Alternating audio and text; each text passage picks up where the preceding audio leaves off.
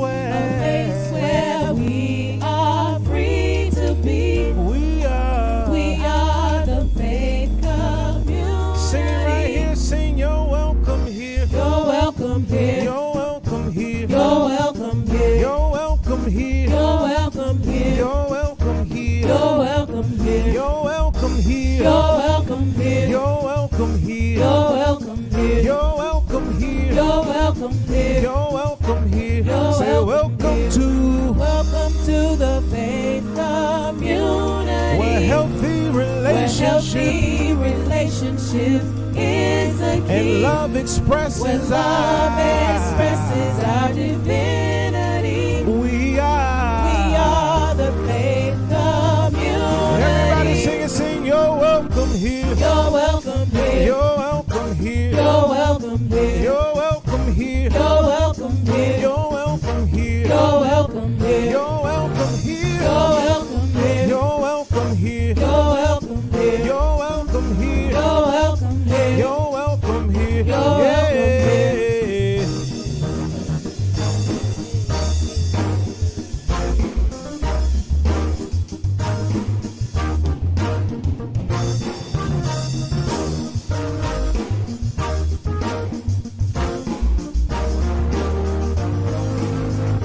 Right here, sing, you're welcome here. You're welcome here. You're welcome here.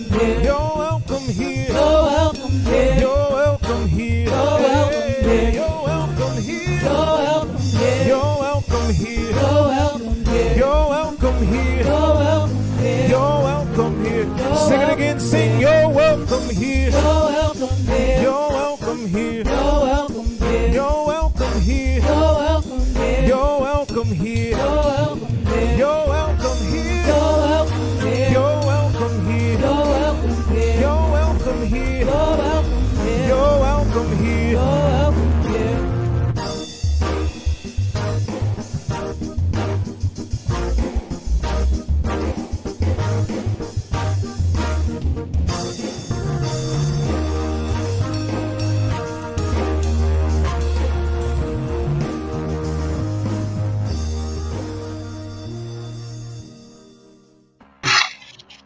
Hey, what's going on, family? Welcome to Bible and Beyond Live.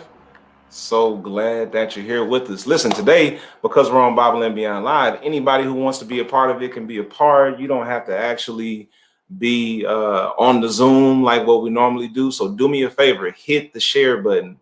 Let people know, 4:00 on Saturday is still a very unconventional time to be gathering as a community of faith. So hit the share button and remind your people that TFC is live. I want to welcome you during this month where we celebrate power and pride at TFC, where we are doing a series right now called Caring for Community. And today we're going to look at a very familiar story to TFC in particular and to the church at large, really. But we're going to get into that in just a moment. And I want to go ahead and pray because we got some good music for you today, too. Really excited about that. So I want to go ahead and pray, and then we're going to hear some music as we go forward. I want you to assume whatever position helps you to connect to the divine. If that is bowing your head and closing your eyes, I want to invite you to do that. If it means you sit and you gaze, whatever helps you to connect, I want to invite you to get in that position right now. God, we thank you for another day that we've never seen, a day that we'll never see again. Help us to take full advantage of your beauty in this day, of your grace and your mercy in this day. Thank you for allowing us to gather here in this virtual space and for us inching even closer to the time where we can gather again together in person and have a hybrid connection. Thank you for those who are a part of this community of faith and communities of faith around the world. And God, bless this time. Let us be enlightened today. Let us be challenged.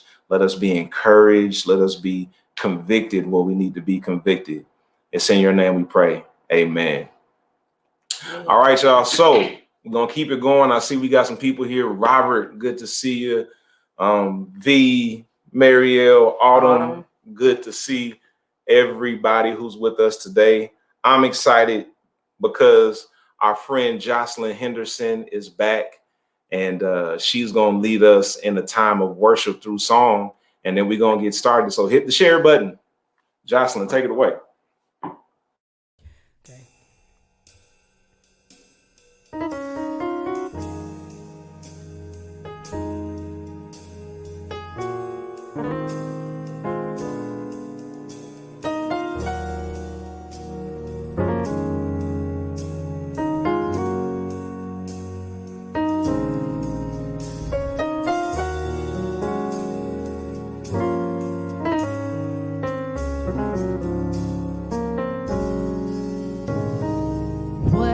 Welcome into this place.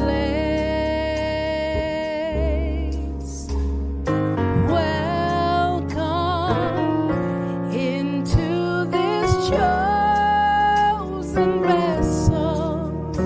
You desire to abide in the praises of your people.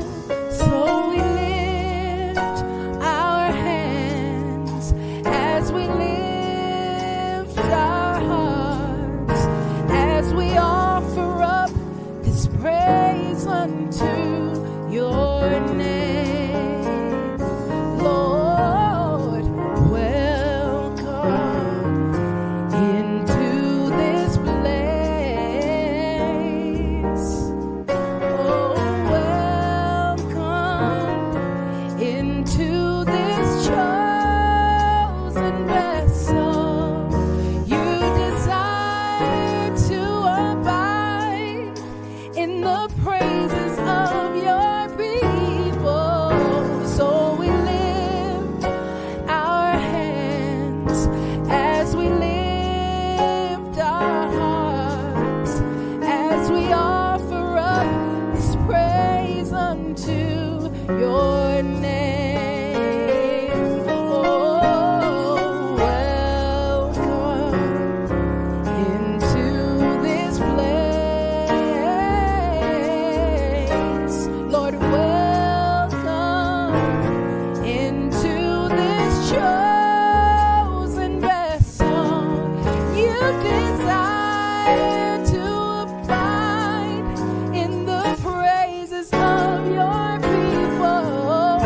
So we lift our hands as we lift our hearts. So we lift our hands as we lift our hearts. We lift our hands as we lift our hearts, as we offer up this praise unto your name. One last time. Welcome into this place. Welcome into this chosen vessel. You desire to abide in the praises of your people. So we lift our hands as we lift our hearts, as we offer up this praise unto your name.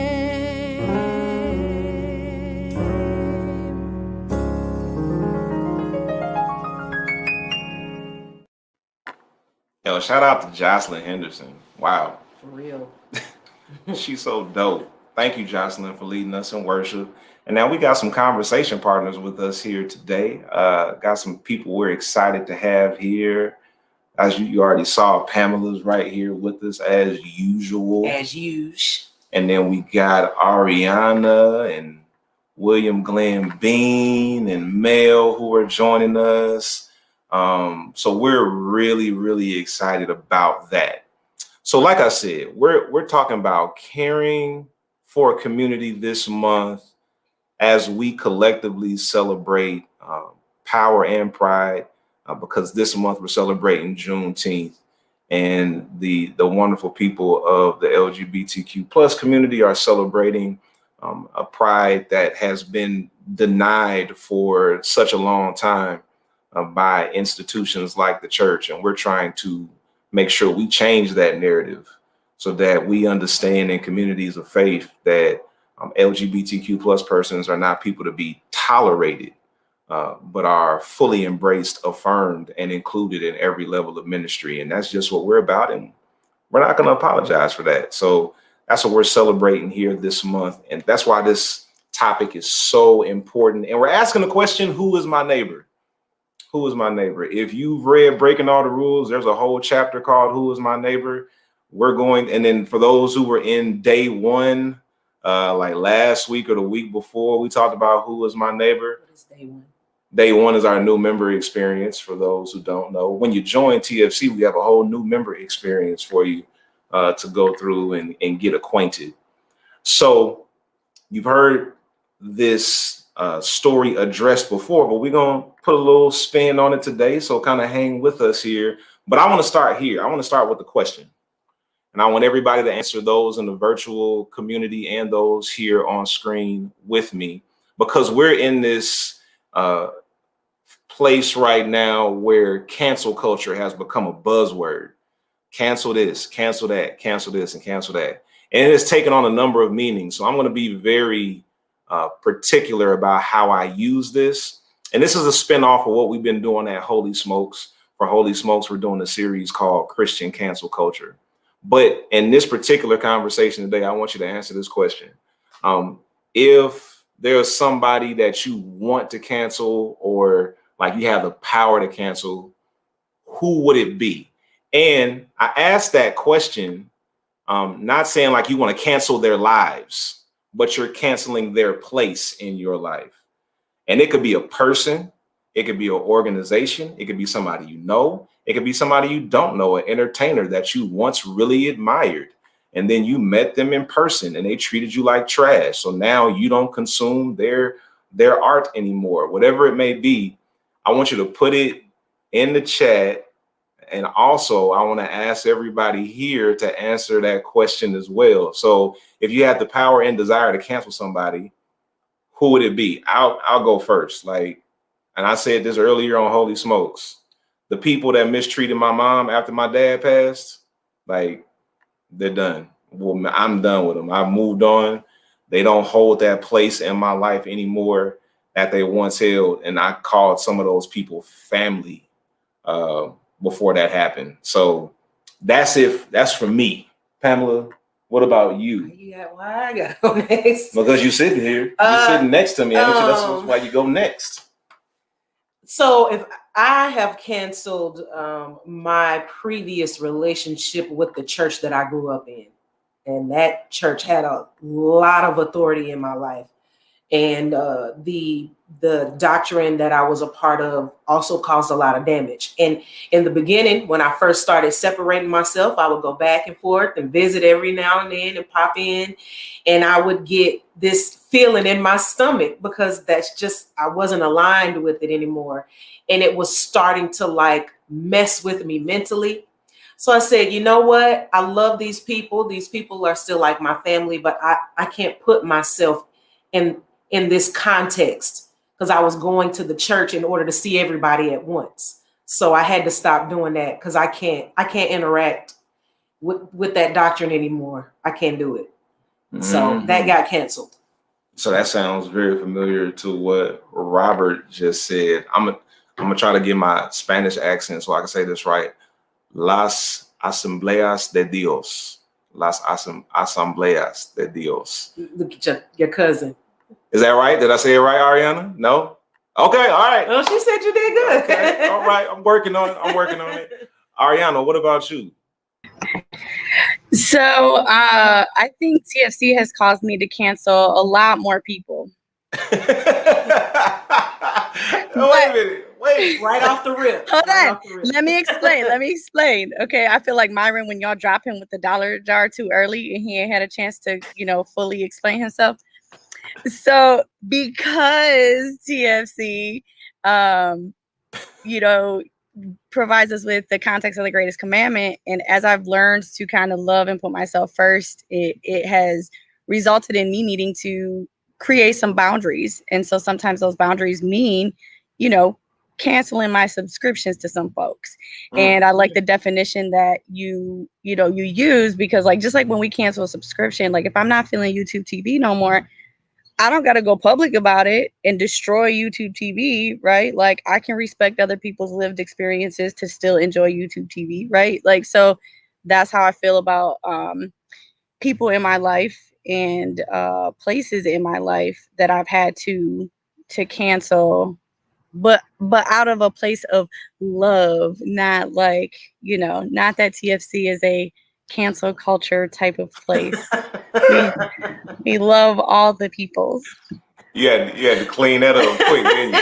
TFC is not telling people to cancel stuff. We're not telling people to do that. She said TFC got me canceling a lot more people. but when you do prioritize yourself, right? Greatest commandment, love your neighbor as yourself. When you take seriously what it means to love and honor yourself, and you make adjustments, there will be many people and organizations that were accustomed to you being in a different space, and they won't be comfortable with where you arrive when you truly start loving yourself. And sometimes you got to go ahead and set that boundary and say, nah, I'm canceling that aspect of my connection with you so I can make sure I don't disconnect from myself.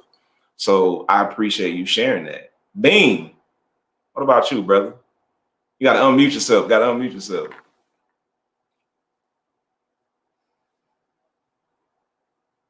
There we go. Okay. I guess to be honest, if I had to be totally honest, I was very good at canceling associates or friends and setting boundaries for them, but I was not good, and I'm still setting boundaries for family. I have family members who have demeaned me, marginalized who I am, minimized my ministry, just disrespected me. I think I shared the story with you with the passing of my father, and I had a family member who is a bishop to totally discount my humanity, discount my personhood.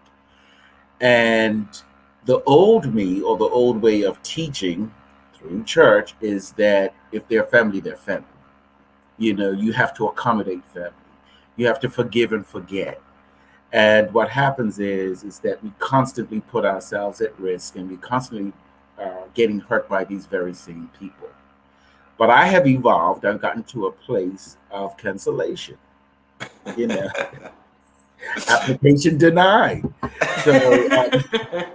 So I have gotten to a place now, just now, after all these years, just now, to say I have to set these boundaries for family members. And so I'm sending out notices. Cancellation notices.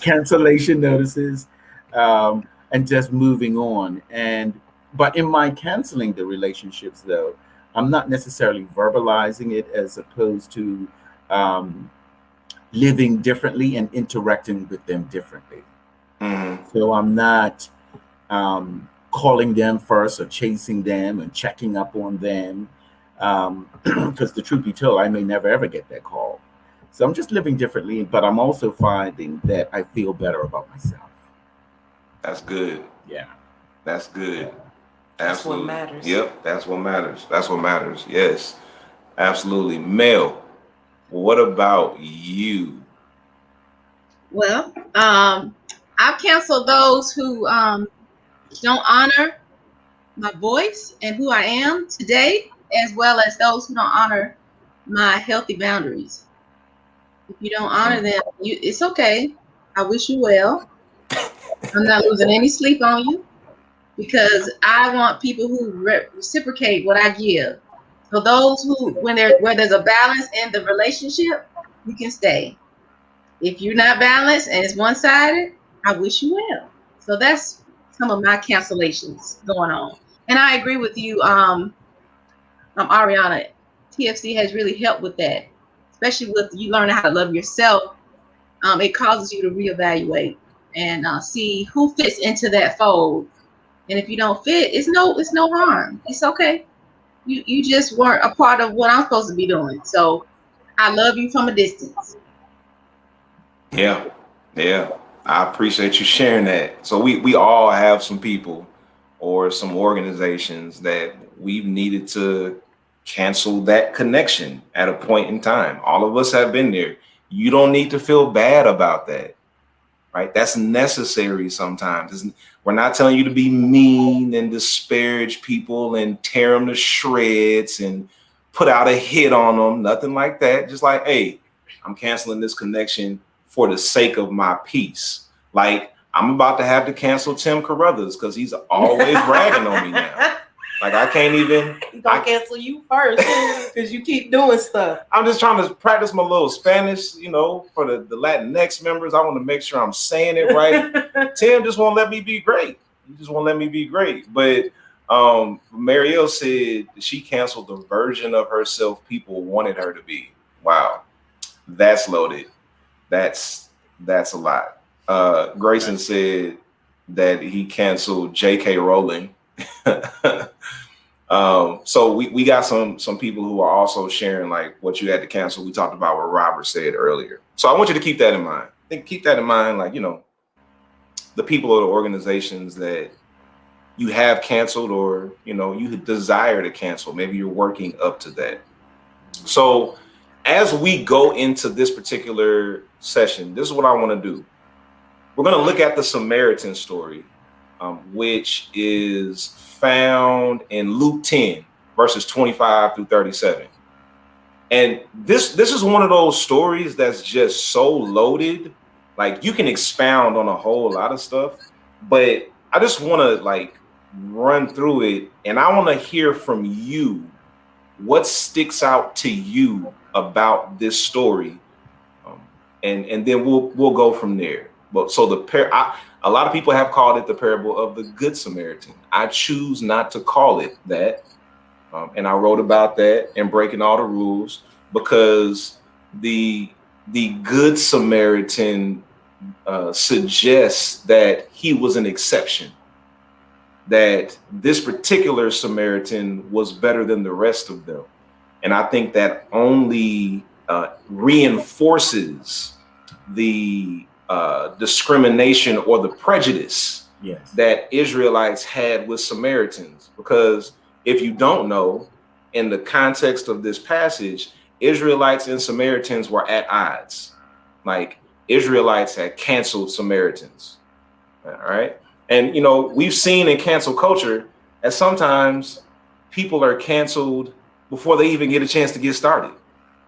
Like, people are canceled that we've never even had an interaction with them. Like, that happens also, which is where cancel culture can go left. But let's look at this story in Luke chapter 10, verses 25 to 37. So a lawyer comes to Jesus, and the text says he comes to test Jesus. And the lawyer says, "Teacher, what must I do to inherit eternal life?" And Jesus said to him, "Well, what is written in the law? What do you read there?" Like, hey, you're an attorney. Why don't you answer the question? Because you're skilled in this particular area, instead of trying to come test me with a question that you clearly know the answer to. So the attorney answered, "You shall love the Lord your God with all of your heart and with all your soul and with all of your strength and with all of your mind, and your neighbor as yourself." And then Jesus says, "You have given the right answer. Do this and you will live." So he said, "What must I do to inherit eternal life?" Jesus says, "You tell me." He says, "Love God, love neighbor as self." Jesus says, "Great, you got it. Do this and you will live." But the attorney wasn't satisfied. He wanted to keep pushing. Like, remember, he was trying to test Jesus. So text says, wanting to justify himself, the attorney asked Jesus, "And who is my neighbor?" Jesus replied, "So a man was going down from Jerusalem to Jericho and he fell into the hands of robbers, who stripped him, beat him, and went away, leaving him half dead. Now, by chance, a priest was walking down that road, and when he saw that man that had been beaten and stripped and robbed and left for dead, when the priest saw that man, he passed by on the other side. So likewise, a Levite, when he came down to the place and saw him, passed by on the other side. But a Samaritan, while traveling, came near him, and when he saw him, he was moved with pity. He went to him and bandaged his wounds, having poured oil and wine on them. Then he put him on his own animal, brought him to an inn, and took care of him. The next day, the Samaritan took out his own money and gave it to the innkeeper and said, "Take care of this man, and when I come back, I will repay you whatever more you spend." Then Jesus says to the attorney, "Which of these three do you think was a neighbor to the man who fell into the hands of robbers? The priest, the Levite, or the Samaritan?" And the attorney said, "The one who showed him mercy." And then Jesus said to him, "All right, go and do likewise." That's the Samaritan story in a nutshell. So here's my question. What sticks out to you in this story? I want you to put it in the chat. What sticks out to you in this story? Tim said in the chat, one of the scariest phrases in our canon, wanting to justify himself. Lord have mercy. Inside and outside. Woo! Yeah, because that happens daily. So Ariana, what sticks out to you in the story? For me, when I hear this story, and I've shared this before too, it's how the man who had been, beaten and robbed, how he must have felt just having to deal with all of, with that and just alone. And then he's just like left there and nobody's, stopping. And then I even imagine after somebody helps him, was he even conscious enough to realize that? And who was there with him when he woke up in that inn? And who, I just think of all the unheard parts of that story. That's what sticks out to me, is that I know that the parable was directed at, trying to point out that, who's your neighbor part. But I also think creating that connection to the person who was maybe most important in that story, who goes unheard. And so I think that's what, I don't know, maybe that's why I work with the type of, the type of kids that I work with, youth and teens and young adults, because I feel like there's their pain goes often unheard, and is not prioritized above other things. Because I know you've taught before, like there's reasons why some of those people had to pass according to whatever the Levite stuff was. That's not my brain. And I think we do that too. Like even now, we have all these other reasons to prioritize other things above folks whose pain we don't view as important. Yeah, it's always important to consider the voice of the unheard, because the man who was robbed had a significant experience and we never actually hear his voice. So it's good every now and then to say, what must it have been like to be on that side of this scenario? And that's what I think ultimately Jesus was trying to get at in this story. So I appreciate you sharing that. Pamela, what stuck out to you?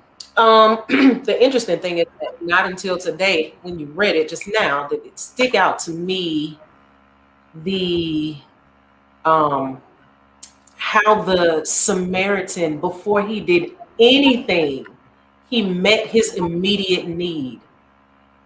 And his immediate need was to have his wounds seen about, to have his wounds addressed.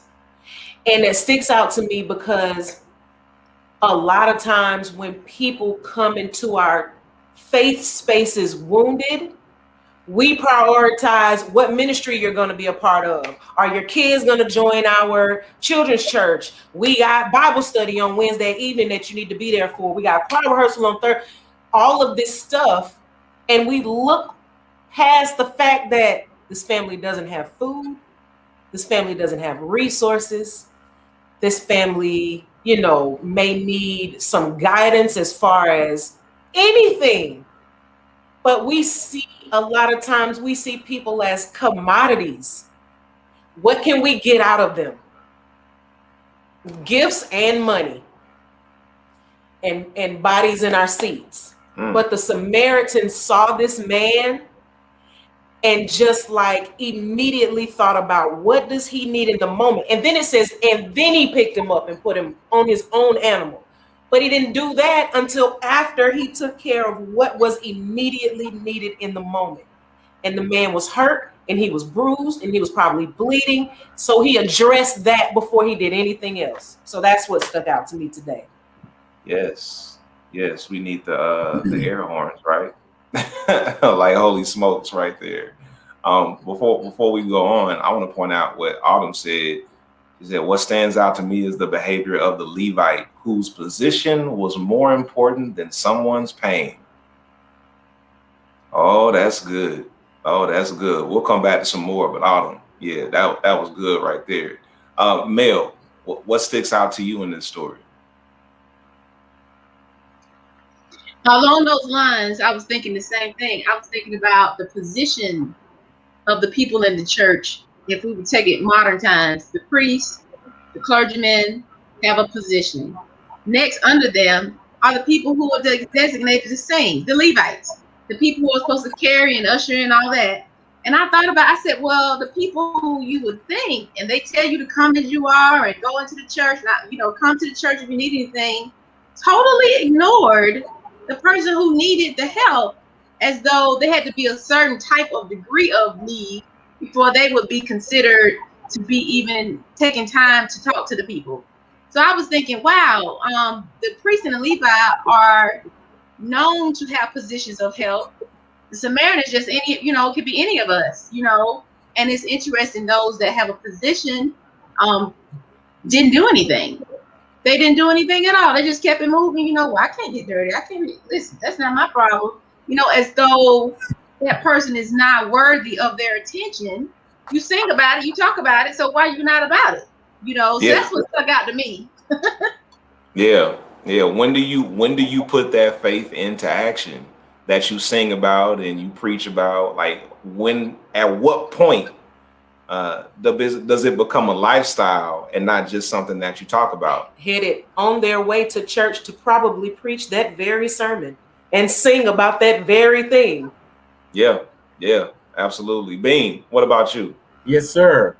Well, like Ariana, I was thinking about the person that was on the roadside and bleeding. That's where my attention goes to first. That's what social justice is about. But then social justice also says it couldn't possibly be about just one individual. It has to be about a community of people. And so that road from Jerusalem to Jericho had a name at that time. The name was called Way of Blood, which meant that whoever traveled that road was at risk. Many people were hurt. Many people bled. Many people died. And so then if the Levite and the priest and these individuals are traveling these roads and they know that these roads are dangerous, then if you're a leader in the community, what are you doing about it? So if they pass this one individual, that's not just one individual they passed many. And then once they got back to their community, what did they do? What did they discuss to say, we must change this way of blood? We must not allow our youth to die. We must not allow our people to be hurt, right?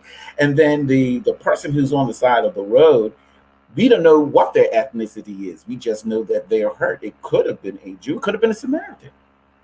We don't know. But the bottom line is in the way in the trail of blood, what must we do to help our community? And I think it's really prevalent that Martin Luther King, the day before he was assassinated, mentioned this parable in the sermon was, I've been to the mountaintop. That was on April 3rd, 1968. And so he mentioned it, and then he specifically mentioned, I know, because he was talking to his wife while they were going through this path. And he says, no wonder Jesus mentioned this. This is really dangerous for people. And so, and then he himself, who traveled that way of blood, died in a very similar way. And so I think if we had to take a broader perspective or a broader picture of that, it's not just helping one individual. How do we turn around and help our community? That's what I think of it. Oh, that's so good. Like the idea that we never consider that maybe this story wasn't an isolated incident. That maybe the priests and the Levites walked past people bloodied and bruised every day, or consistently did that, and just they had become so numb to it. That's something. Ooh, there's so many different directions you could go with that, Bean. That's a sermon unto itself. Thank you so much.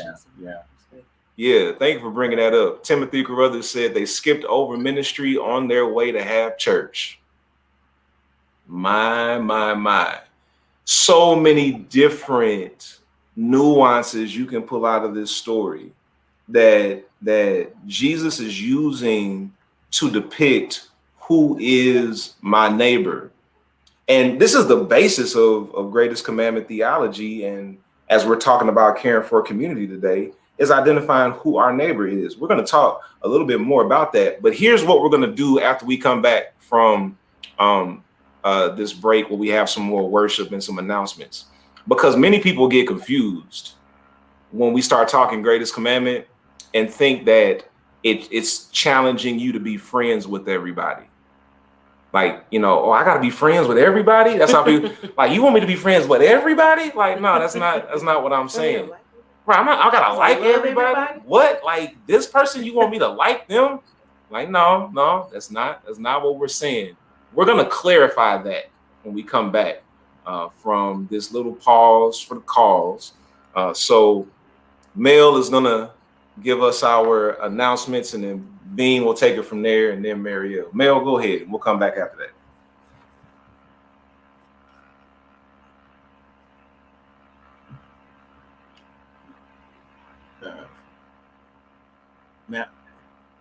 Mel, you muted.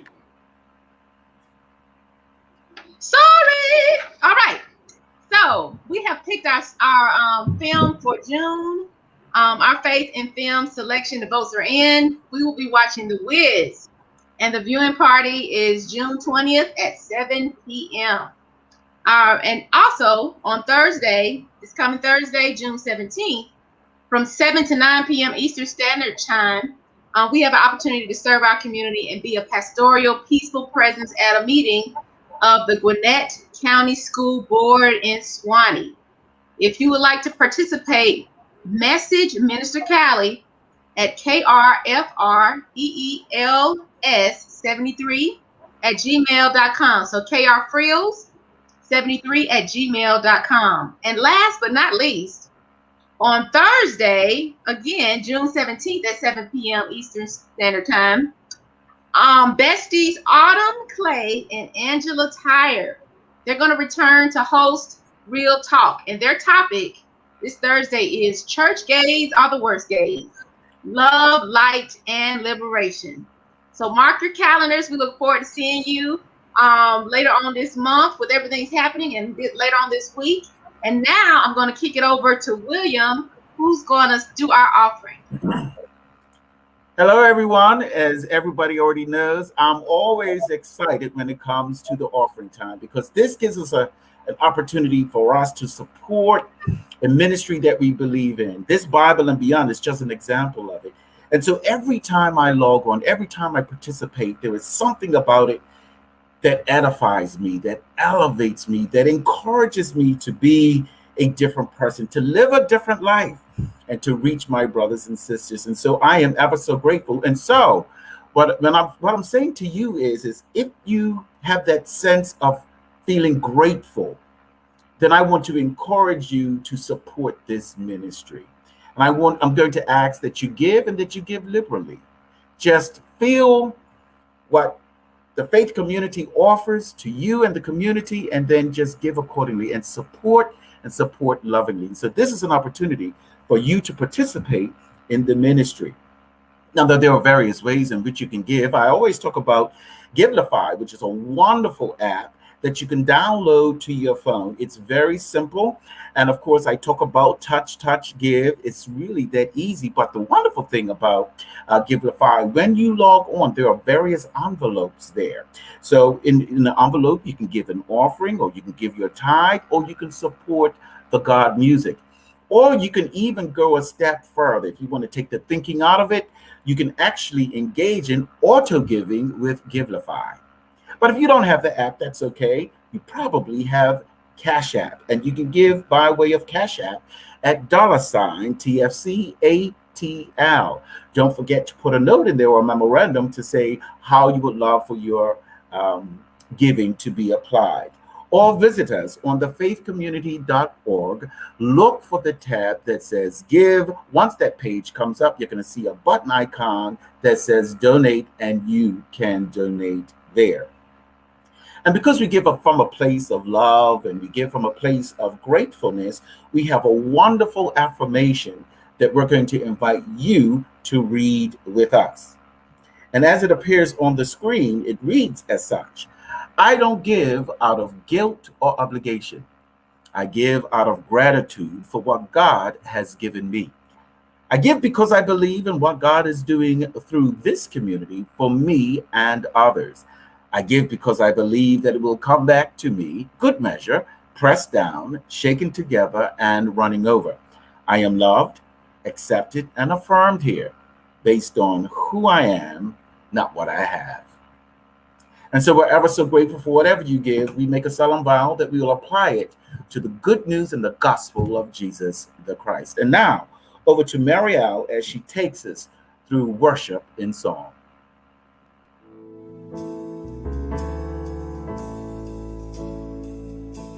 It's like a storm that cuts a path. It breaks your will.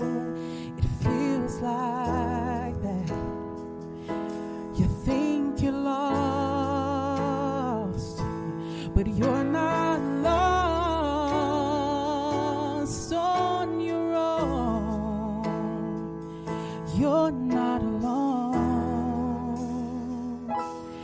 I will stand by you.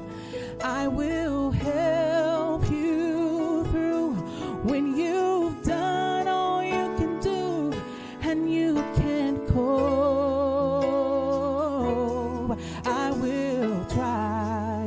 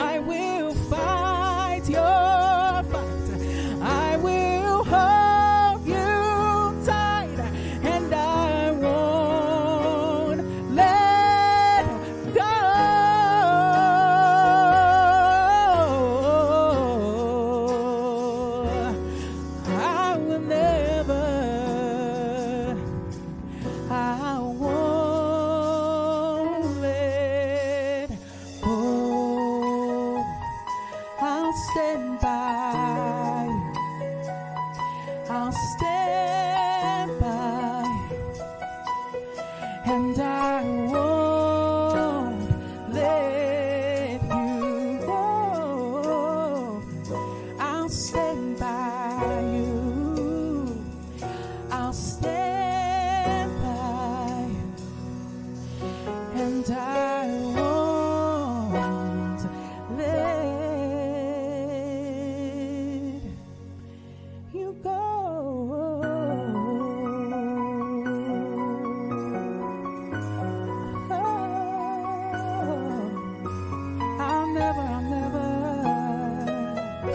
I'll never let you go.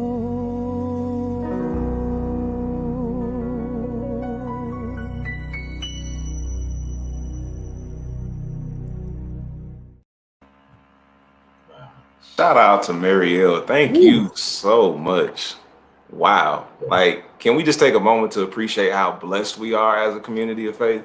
Yes. We have some amazing, amazing gifts that call TFC home, and we are grateful for Marielle and Jocelyn for leading us in worship today. All right, now let's keep moving because we got to address this whole neighbor friend thing.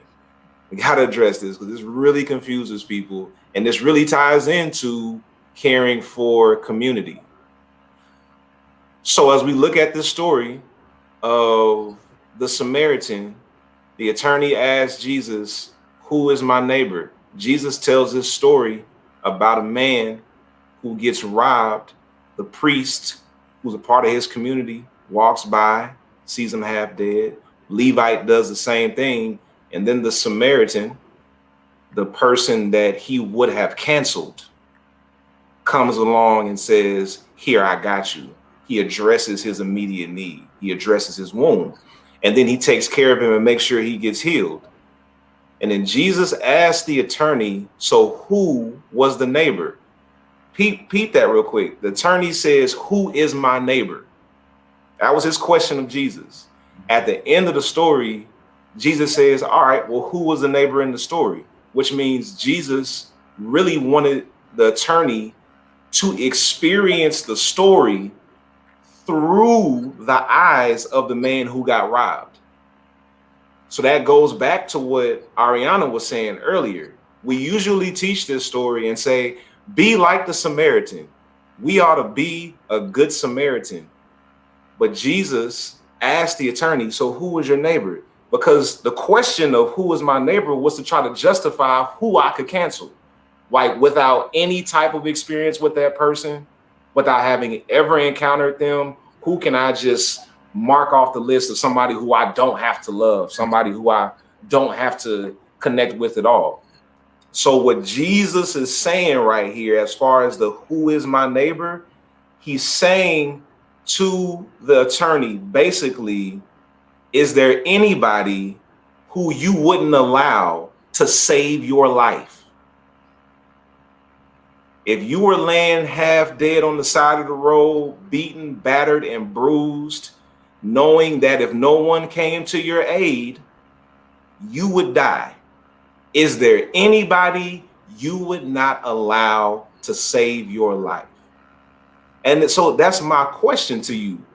Would you allow the person or the institution that you want to cancel or have canceled to save your life?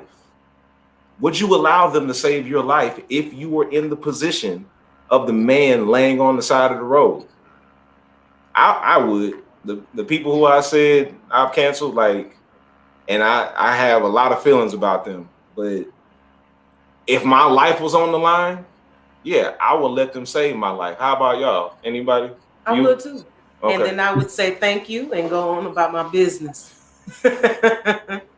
What about Ariana, Bean, Mel? What about y'all? Would y'all let those people save your life? Okay, so listen. My first thought was, I've lots of thoughts today. So my first thought was, yeah, you know what I mean? Like, my life is more important than any, whatever, right? But then I started thinking, but what if I knew that person or institution was meant to then do me harm afterwards, though? Like, that just later, like, you're gonna save my life just to enslave me. You know what I'm saying? Then I kind of questioned, would I do that?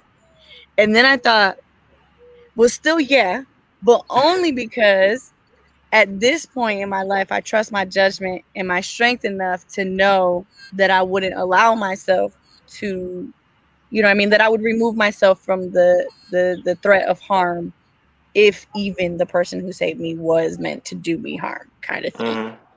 So yes and yes, but like, I also try to think about too, there's a lot of nuance there for me, because I don't know that I was a good discerner of who my neighbor was in previous phases of my life. Mm-hmm. Mm-hmm. I appreciate that.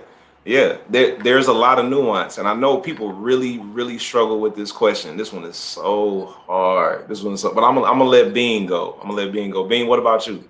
No, I think it's an easy question for me. Just because I canceled you doesn't mean that you can't save my life. Come on. It's two different things. I think, I can set boundaries for relationships. And we talked about, setting boundaries and canceling family. It doesn't mean that I would want them harmed or want them to be dead. And certainly, if any one of them called me and if I was in a position where their life was teetering on the line, I'm not so cold and callous and hateful that I would see that they would die. And likewise, hopefully and prayerfully, that if they saw me dying, they would rescue and save me. But for me, the question doesn't become if I would want them to save me. The question now becomes, can they rise up above their own prejudice and bigotry and hate to save me? Mm. And the other part of that is, regardless of who they are, even if they're steeped in their bigotry, I would still save them. So the question Mm-hmm. becomes, could I trust them enough or believe in them enough that they would try to save me? And saving me is not just a physical death. If I'm dying a spiritual death, emotional death, psychological death, whatever that death is, would they come to my rescue? And quite honestly, if I had to answer honestly, the answer to that is no. They would not. They Mm. would not. Would I want them to? Yes, but they have not. And so then, you know, if they're my neighbor, would I likewise save them? Now that's the question, because then Jesus defines, or the scripture defines in this parable, that it's your neighbor's the person that shows mercy. They haven't showed me any mercy. So they're not my neighbor. So what do I do?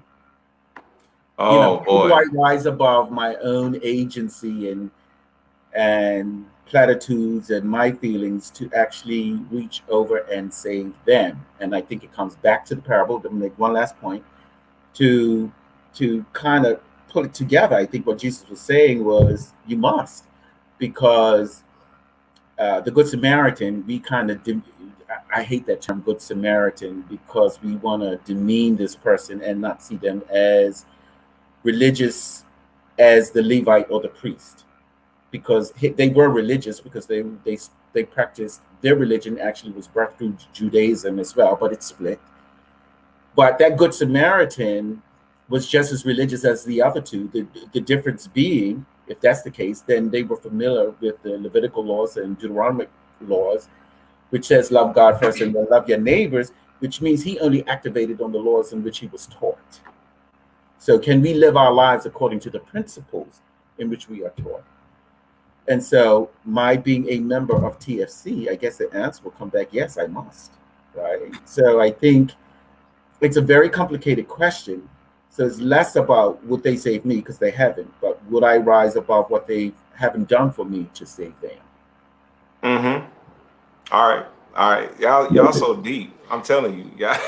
I love it. And I'm gonna come back to it, but I like the fact that we're thinking through this. You were gonna say something? Mm-hmm. What's up? I was thinking about both Ariana and William's feedback, and it's like when I think about the people that have been harmful to me, for the person that's dying, it's about how desperate am I and how much do I trust them. That's what it comes down to for the person that's dying. For the person who is walking past, it comes down to what is my level of empathy? That's it. It's like it's two questions on one side and one question. For me, it is. For me personally, when I think about the harm that's been done to me and they're coming to save my life, my question is going to be, I don't know if I trust you. Like, I don't even know if I trust you, first of all. So I have to trust you that you're actually coming to save me. I think about when you see somebody that's about to drown and the lifeguard jumps in to save them. Sometimes the person that's drowning almost drowns the lifeguard out of fear. So I'm thinking about, I'm laying on the ground, I'm seeing somebody approaching me who I don't even trust, and they are coming to save my life. I have to make a decision about whether I'm going to trust them in this moment and how desperate am I to stay alive. All right. Thank you. Mel, what about you? I went more on a simple route like you. Yes, I would want them to try to save me. All the stuff goes out the door when my life is on the line, and I would hope that the person. I've been in a situation where I didn't like them, but I saved them because I didn't want them to die, and I put myself in their shoes for just that split second. When you're in split second situations where it is life and death, all that talking about, well, I don't know if this person. I want to live. I don't really care if I don't like you in the 2 hours ago. I want to live, and I look that same way when it's somebody I may not care for, would not probably pass and say something to. If they are in a position I can help them, I'm gonna help them. We'll talk about all the other stuff later, but that's what it comes down to me. Yes, I want to live, and I need you to help me. Thank you. And I appreciate you saying that, because it's the simplicity of the story that I'm trying to pull out right now. Like, we're digging into different nuances, but at the core of it, when Jesus asked the question, the man's life is already saved. We're thinking about it in terms of, would that person save my life? But what I'm saying is, the person did save the man's life. So he's saying, if you were in this position, right, the person that saved your life is your neighbor. The person that saved your life. And sometimes it's the person that you wouldn't think. It could be the person that you have no relationship with and you don't want to have a relationship with, and they saved your life. Would you go back and disqualify them? Because what he's saying is, how much do you value your life? And I think it's very difficult for us, because it's hard for us to think of everybody being our neighbor. And that's where this gets really difficult. Go ahead. I was also going to say, if we haven't been near death, it's also hard to imagine that. It's also hard to imagine the desperation of near death. Of course, I ain't processing. I was about to say something else. I'm not processing anything if I'm a brink from death.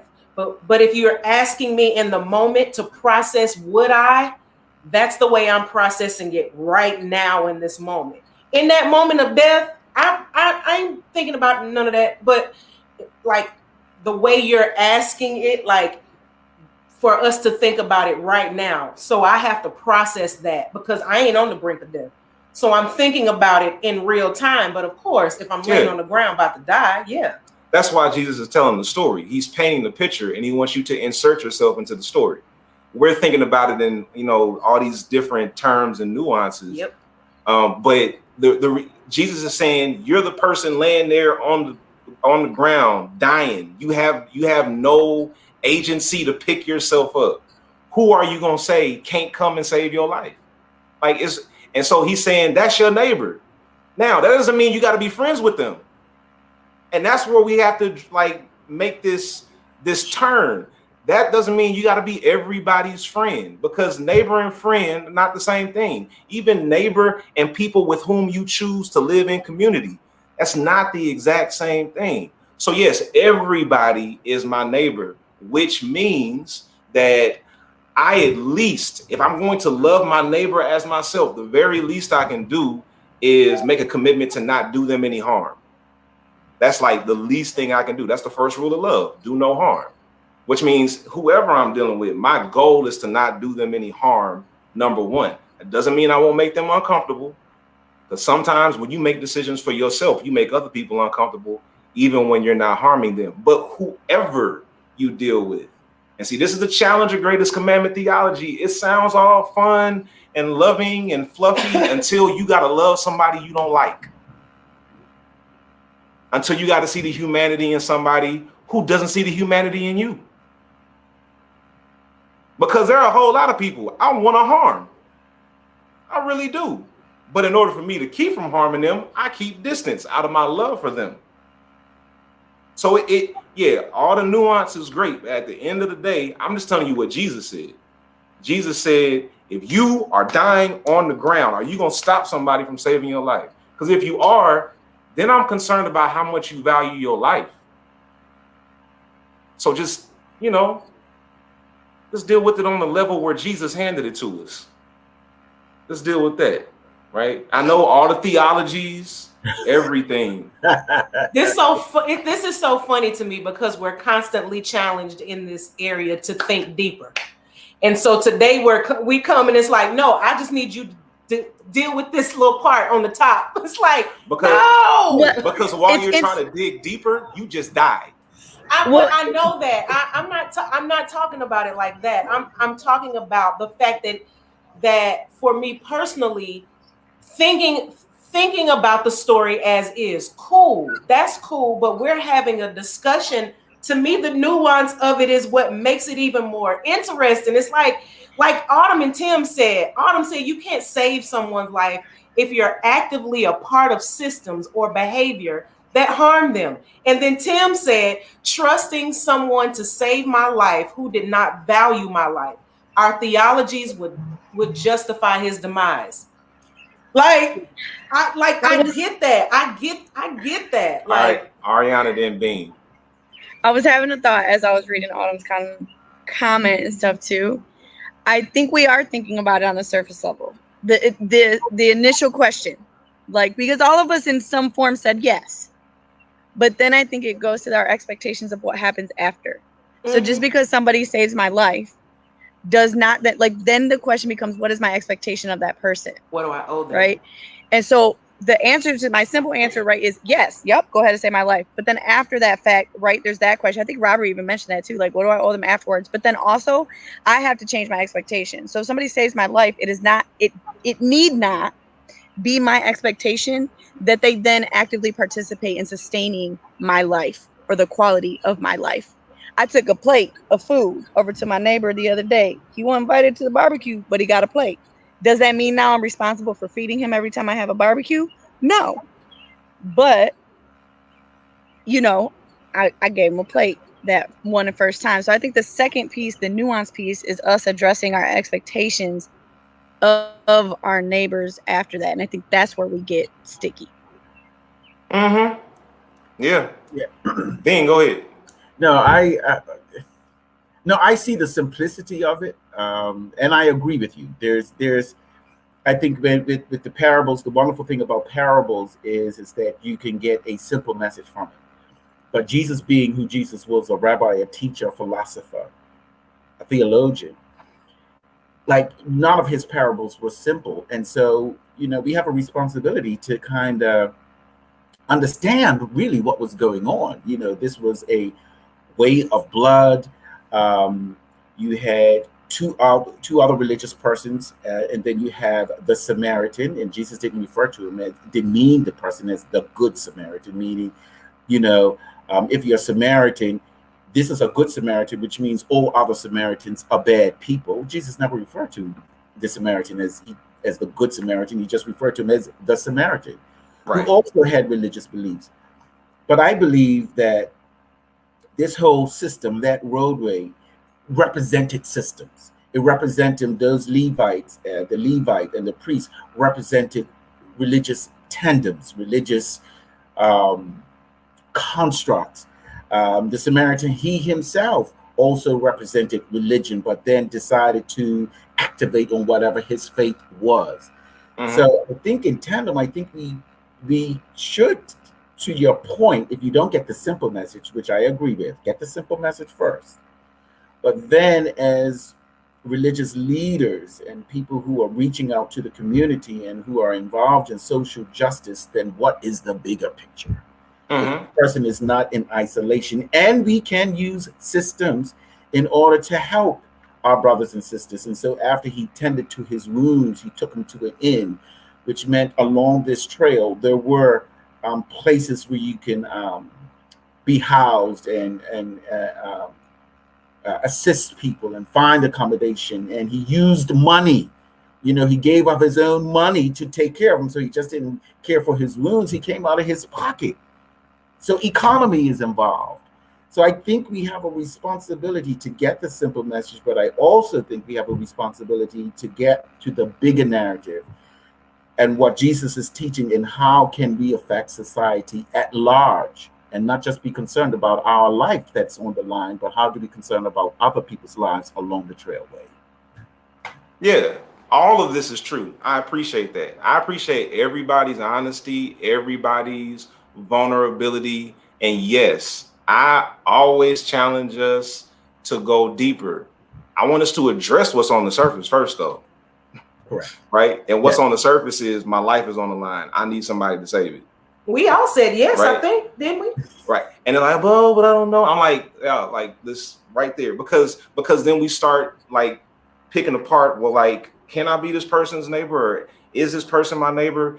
Jesus is painting the picture to say everybody is your neighbor. That's the purpose of it. Especially in this instance, he's saying the one that you would think will be the last person to be neighborly to you. The very last person you would think will save your life. Even that person is your neighbor, because you might be in a situation where that person who you thought would never step up for you actually steps up. So he's saying treat everybody with just a base level of love, a base level of I mean you no harm. I wish to do you no harm. Now, when you take it a step further and now you're living in community with people, that goes a little bit further. Yes, everyone is my neighbor. Not everybody is my friend. Not everybody is somebody with whom I've chose to live in community.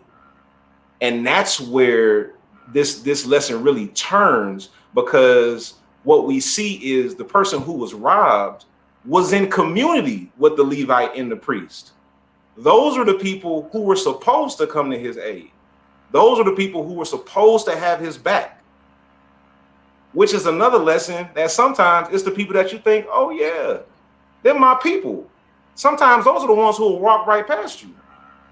Which is why I'm saying you got to give everybody a base level of love and respect and human dignity, because you never know who it's going to be.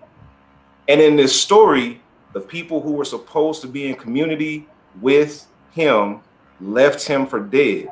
And we cannot be a community like that at TFC. We cannot be a community that will see somebody else, somebody who I say, I'm in relationship with this person. Me and this person are doing life together. I care about this person. We can't walk past and see that person in need. And like, I got something else to do. I got to get to the church. I got to do this. I got to do that. There is a difference. There is a major difference between neighbor, which is baseline. Everybody's your neighbor. Not everybody is your friend. For example, as we look at this through the lens of who is my neighbor, and then take it further into caring for my community, because not all of my neighbors are in my chosen community. Neighbor is the broad perspective. Community zooms in. So, you know, when you start getting into your community, now you're talking about friends that you really care about. I just want to throw this question out there for everybody who's here. Tell me, how do you handle your friends differently than you handle people you don't know, or people that you're not in relationship with? How do you handle them differently? Pamela, you want to take a stab at that one? For me, it's about the amount of energy that I will give people that I don't know, because I try to give everybody the same base level treatment, which is respect and patience and grace. But it only goes so far with people that I don't know. With my friends, you know, we can try over and over and over, depending on how much I value the relationship. So I'll go to some links for friends that, people that I don't know, they only get a slice of that. Absolutely. Yeah. Mel, what about you? I agree with that, Pam. You said just give one. So my one would be I don't get vulnerable and show all sides of me with my associates or people that are not in my community. I chose to do community with. Very few people get to see all sides of me, and those are the people that I really consider, like you said, family, friends in my community. But just strangers, associates, they'll never get that side ever. They'll get a version of me that is a generic one, which is not me being fake. It's just me being respectful, loving, nice. But everybody has layers, and so only those who I built rapport with get the layers. Mm-hmm. Everybody has layers, and after seeing Tim's comment, everybody has conditions. Because Pamela almost cut. Well, she did cut off Tim for about 3 days. Yeah, because he talked about Luther Vandross. Ariana, how do you handle your friends different than you do people you don't know or people you're not in a relationship with? Since you said one, I'm going to put it in a general thing and go with proximity. Probably defines the difference between friends and neighbors. So in whatever regard you can think about that. Like I gave an example earlier. I gave my neighbor a plate, but he wasn't in my home for the meal. I might talk to somebody. It's the difference between talking to somebody from the yard and inviting somebody, in for a drink. And so I think proximity for me is really the demarcation between friend and neighbor. Because we'll be nice and friendly and, do all the things and the same level of respect. But the proximity to me and my family is what's going to be different. Mm-hmm. Mm-hmm. That's a good one too. Proximity. Yep. Bean, what about you? I don't know why you're asking me these questions because I can never just give a simple answer. I cannot. I cannot. Okay, here we go. So, people who are my friends, of course, I can bring them into my living space, say my life experience, say. But it doesn't mean that because they're my friends that they're going to get more from me than a stranger. So if through the friendship, if I loan you money and I've come to learn that you don't pay it back, there may be a stranger that would have privilege to my finances greater than a friend would. Mm-hmm. Because I give to the community all the time. So I think there's one thing to be said about relationships and who you invite into your personal space, and then according to need. So based on need, I would try to treat people equitably or fairly. So clearly, if there is a friend that I can trust with finances, and if I loan them money and they pay it back, they would probably have greater access to what that looks like than, say, someone who's on the street corner begging or looking or asking for monies and I give them $5. Mm-hmm. But then there are some friends I'm not going to give $5 to, right? So, and they're still my friend. So it's all based on need, and I don't think it's a black or white situation. But the difference being, though, if you're a stranger and I don't know you, you don't have access to my lived experience, as it were, my life. Yeah, absolutely. Access is very important, right? When you're closer to somebody, they have more access to you, right? You don't have to give all of your human neighbors access to you like that. Right? When we talk about caring for a community, like when we get into this community, that means some of the people in the community have more access to us than people who aren't a part of our chosen community. And that's what we're getting at here. Proximity, access and proximity are like kind of go hand in hand to a certain extent, that you allow a certain proximity when you're in community with someone. And the list goes on and on and on. And so the story here is like, who is my neighbor, right? I'm going to give all of my neighbors a baseline level of human dignity across the board, like baseline level. Now, I'm not going to let you disrespect me. I'm not going to let you trample over me. All right. None of that stuff. I'm not, because remember, at the core of the greatest commandment is to love yourself. So you still got to have boundaries. But if you're my human neighbor, I'm gonna give you a baseline level of human dignity. That's the challenge for each and every one of us. But then as we go deeper into community, now I'm gonna give you a little bit more access. Now I might go a little bit further for you than I would have gone for somebody else because of our relationship, because we said we're in this thing together and we're going to do this journey together. So caring for community, particularly as we talk about Pride Month and racial justice with Juneteenth, we have to be particularly mindful of those in the Q plus community in our church who like right now are being chastised for celebrating their humanity. I'm gonna give you an example. Don't nobody need to come for one of my members on my page. All right, if you see one of my Q plus members or something on my page, like, don't come for them, because those are my people. All right, and I care for my community, and I won't let you do that. I'm not going to be disrespectful, but I will shut you down, because we got to look out for each other. When we live in community with each other, it goes a little bit beyond just, oh, you're my neighbor, but it means I'm looking out for you. I'm actively looking out for your best interests. So when we say that we're in community, caring for community, it means we're looking out for each other. It means we're being allies to one another. It means we're encouraging and challenging one another. It means sometimes we're having difficult conversations with one another. That's a key right there. Like, if I only consider you a neighbor, but not like somebody I'm in a relationship with, I am not having difficult conversations with you.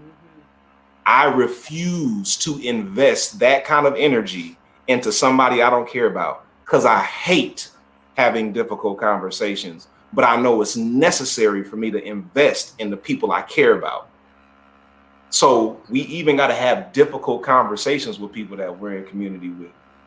And then when we're in community, we celebrate one another, we support one another. The list can go on and on and on and on.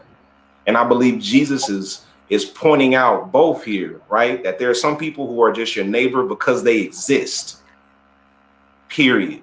And then there are some people where you go a little bit further because you're in community with those people. And I'm challenging each and every one of us here today, and those who may come back and watch this later, that let's go that extra step for the people that we're in community with. Let's look out for each other. Let's care for each other. If we need to, in love, let's have some of those difficult conversations. We probably need to do like a whole session on how to have difficult. Be disrespectful, respectfully, like Rich Auntie said. Right. Anybody have any other thoughts before we start to bring this to a close? Because that was the essence, and I know we spent a lot of time on that neighbor part, which I understand it was necessary. But anybody want to add anything else to that? I thought it was great. Very quickly. Go ahead. In the text itself, and then Jesus challenges with the question, so who's your neighbor? He's actually not speaking about the guy that is on the ground hurt. He's speaking about the person who's extending mercy. He's speaking about the Samaritan at the time. And so the question becomes then, is the neighbor the person that extends mercy? Is that what Jesus was really truly trying to justify? Because the lawyer, as it were, if he understood the Mosaic laws, Deuteronomy and Leviticus, the greatest commandment actually derives from those two books, right?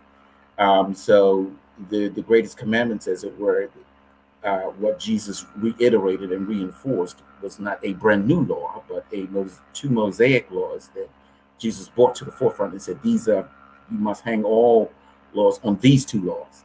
Mm-hmm. And so, but in those laws, the neighbors in those scriptures actually refer to people in association and people that you live next to. Mm-hmm. So I guess what I'm saying is after listening to what you just said and considering what you just said, then your neighbor would truly have to be everybody, wouldn't it? because then if he's referring to these laws and it's just people who live next to you and you're in association with, okay, those are your neighbors, but it's also the person who extends mercy. That's your neighbor too. Yeah. So by process of inclusion and not elimination, I guess your neighbor would have to be everyone. But I will say my favorite neighbor is the neighbor that extends mercy. Yes. Amen. Yes. Yes. Amen. Amen. And amen again. Listen, that's it right that's there. it. That's my neighbor. That's my real neighbor right there. That's the person Right. to. Yeah. Yes. Some neighbors are more neighborly than others. Absolutely. In the context of what we're discussing here, what Jesus is saying, like, they're all your neighbor, right? So at least extend the base level of human dignity to everybody, which is why I keep reiterating. A lot of people think greatest commandment theology is just all flowers and love and, oh, just embrace me and this is so easy. No, we were talking about it backstage before we went live. Greatest commandment theology looks easy on paper. It looks real easy on paper until you have to actually implement it and apply it to your life. Then you got some real decisions to make. You got some real decisions to make when you consider how are you going to honor yourself, even when people that you love are opposed to it. How are you going to love somebody you don't like? Like that's when it really starts getting heavy. So I really appreciate this. I actually kind of like when we go back and forth. It makes it like it's good like that. Yeah, I love it. It livens it up to get the various perspectives. And no one here was wrong today. No one here was wrong. Everybody's perspective is valued and was necessary. I was just trying to get us to see, like, at the surface level before we went too deep. That's all. Because we can go deep here all day.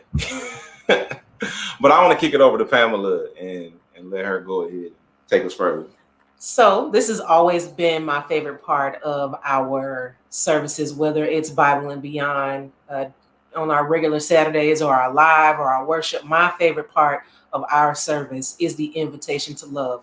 And we try to do everything in love, even disagree, as you can see. We even go back and we push back on each other in love. We do everything in love in this space. And we want you to be a part of our loving community. And so I want to extend this invitation of love to all of you. I know that we have a few that are members. You're here every week. You participate. You jump in on conversations. And so when you're present, you're a member of TFC just because you participate.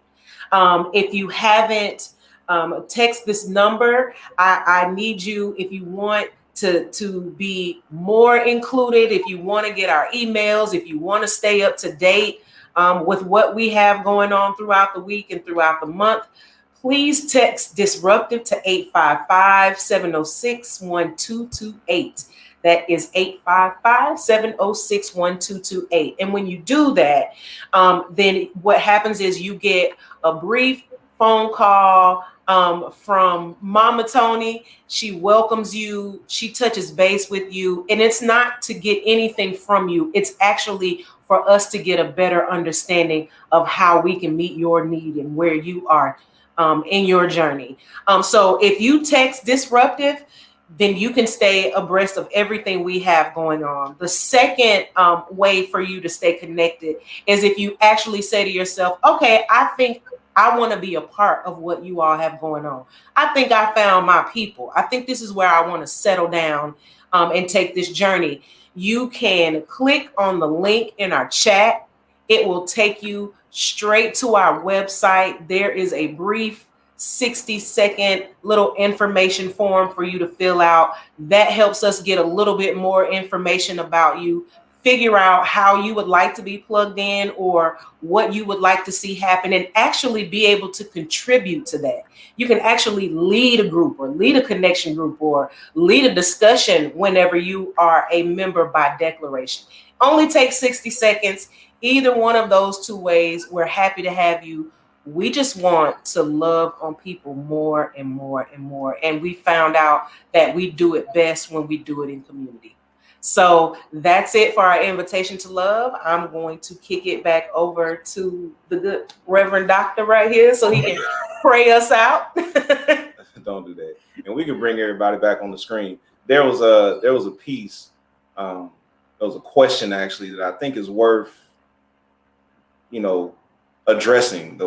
What happens when the person you're having a hard time loving is yourself? And that's difficult. And that's where a lot of people find themselves, unfortunately, because we've been conditioned in doctrines that say it's wrong to love yourself. So you just think about how long you have been in a space where love for self is stigmatized. Like if you spent 30 years of your life, 40 years of your life, 50 years of your life, hearing people tell you that you really shouldn't love yourself, you're constantly going to be working on loving yourself. Because the injury to your self-love occurred over the span of those decades. You don't repair a 3 decades old injury overnight. Usually the healing of an injury takes longer than it took to actually sustain the injury. Right, as evidenced by my knee. Well, I'm still on crutches. Lord, Steve Thurston said I faked this whole crutches thing to try to get the offering up at TFC. So I want y'all to prove Stephen right and give more. We got bills to pay. So it's really important that we work on loving ourselves day by day. Some days are going to be harder than others, but it's really important that you give yourself grace. What was it you said in therapy and theology as you're going through deconstructing? Yeah, you have to give yourself grace because you're not responsible for the truth that was withheld from you. You're not responsible for that. And it's really hard to work on self-love coming from a place of having hard wiring that self-love is selfish and self-centered and it's narcissistic and it keeps you away from God. You have to be intentional when it comes to self-love because that critical voice will always be there. You just have to work against it because self-love isn't a bad thing.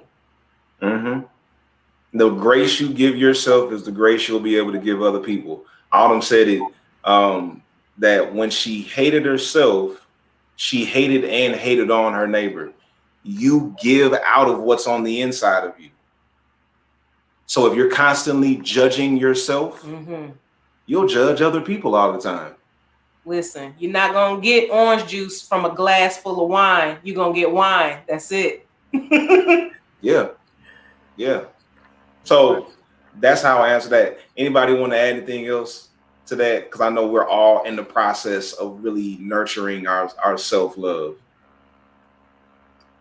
You got to be willing to pour out the orange juice, pour out the wine that you want to be orange juice, and be able to, in order to be able to fill it back up with what you want. So you got to be able to pour it out. That means a lot of unlearning, a lot of forgiveness, a lot of everything. So self-love is listen, that's a booger. I'm telling you, that thing is hard. When you, like you said, you have decades of that thing. And so, Cam, you're so right. You have got to literally do it every day. The same way we get new graces, you got to give yourself new mercies every day. You know what? Today I didn't really love myself like I wanted to, but today is a new day. We're going to try this again. And you just got to keep going. You got to keep going and celebrate the small wins. Then I'm going to hush. No, that's good. That's good. I'm going to finish it by saying this was so good today. This was awesome. Thank you.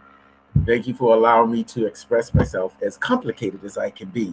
But I also want to just give a final word. Whoever's on, if this is a message that resonates with you, just give through Givelify, give through Cash App, whatever you give, we'll be ever so grateful. So please give and support the ministry. Thank you. If I could say one more thing about the difficulty of self-love is you have to do a little bit at a time. Sometimes it can overwhelm you with what self-love means in totality. Sometimes it's just a little thing. You need to find the little thing that is irking you in your brain and work on that little thing, little bit at a time. Little bit at a time. It's hard. Just bite off a little bit at a time. That's Yeah, it's a journey. It's a process. We won't arrive because we're constantly encountering new things and new challenges. So loving yourself is a journey and a process. So just give yourself the grace to take that journey every single day. Every single day. Hey, y'all. Thank you so much. Thank you, Ariana, Bean, Mel, Pamela, Autumn, Grayson, Robert, Marielle, everybody who's here. If I miss your name, please forgive me. Tim, V, everybody. Thank you for your contribution to this session today. And we'll be back next week for Bible and Beyond on Zoom. And Minister Callie is going to be leading us for that one. So join us on Zoom next Saturday. And y'all have a great rest of your day. We'll see y'all next time.